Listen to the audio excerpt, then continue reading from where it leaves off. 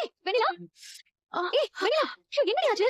என்ன ஆச்சு? என்னமோ தெரியல, எழுந்ததுல இருந்து ஒரு மாதிரி பண்ணுது. ஒரு மாதிரினா பயங்கரமா தலை வலிக்குது கண்மணி. ஷோ என்ன இவ்ளோ லேட்டா சொல்றேன்?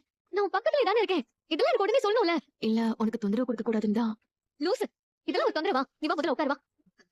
மெதுவா மெதுவா பாத்து உட்கார். இரு வரேன். ஏய் எங்கடி போற?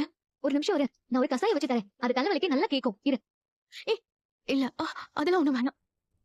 ஏன்? இல்ல எனக்கு அதெல்லாம் செட் ஆகாது கண்மணி. டாக்டர் பார்த்து இன்ஜெக்ஷன் போட்டாதான் எனக்கு சரியாகும். நான் அப்பாயின்மெண்ட் எல்லாம் வாங்கிட்டேன். என்ன ஹாஸ்பிட்டல் கூட்டிட்டு போடி.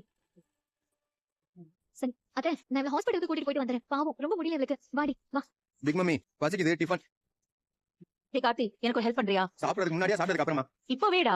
அப்படி என்ன அவசரம்? இந்த வெண்ணிலா ஏதோ தலைவலின்னு சொல்லி ஹாஸ்பிட்டலுக்கு போயிருக்காடா. சரி நல்லதுதானே, நமக்கு தலைவலி கொஞ்சம் சந்தோஷப்படுங்க. டேய் அவ தனியா போகல, கண்மணியும் கூட்டிட்டு போயிருக்கா. இதெல்லாம் ஒரு பிரச்சனையா? இதுக்கே இவ்வளவு டென்ஷன் ஆவறீங்க? அதெல்லாம் சும்மா துணைக்கு கூட்டிட்டு போயிருப்பா. இதெல்லாம் ஒரு பிரச்சனையா பிக் மம்மி? விடுங்க. இல்லடா, அவ தலைவலிய பார்த்தா நெஜ தலைவலி மாதிரி தெரியல, ஓவர் ஆக்டிங் மாதிரி தான் இருந்துச்சு. நானும் அவளை கவனிச்சுட்டே தான் இருந்தேன். அவ மூஞ்சி வேற சரியில்லடா. சத்தியமா அவ கண்மணியை கூட்டிட்டு ஹாஸ்பிட்டல் போற மாதிரி எனக்கு தெரியல. கண்டிப்பா இதுல வேற ஏதோ பிளான் இருக்கு. எனக்கு கொஞ்சம் பயமா இருக்குடா. நீ கொஞ்சம் அவங்கள ஃபாலோ பண்ணி என்ன நடக்குதுன்னு பாத்துட்டு வரியா? உங்களுக்கு ஒரு விஷயம் தப்பா படுதுன்னா கண்டிப்பா அதுல ஏதோ ஒண்ணு இருக்கும். ஆமா, கிளம்பி எவ்வளவு நேரம் இருக்கும்? டேய் இப்பதான்டா, ஒரு 6 நிமிஷம் கூட இருக்காது. அப்ப புடிச்சல, கவலை விடு. டேய் நான் உன்னதான் நம்பி இருக்கேன்டா. என்ன நடக்குதுன்னு எனக்கு தெரிஞ்சே ஆகணும். மிஸ் பண்ணிடாத சரியா? என்கிட்ட சொல்லிட்டீங்கல்ல, இப்ப பாருங்க கார்த்தியோட அதிரடி ஆக்ஷன். வரேன் பிக் மம்மி.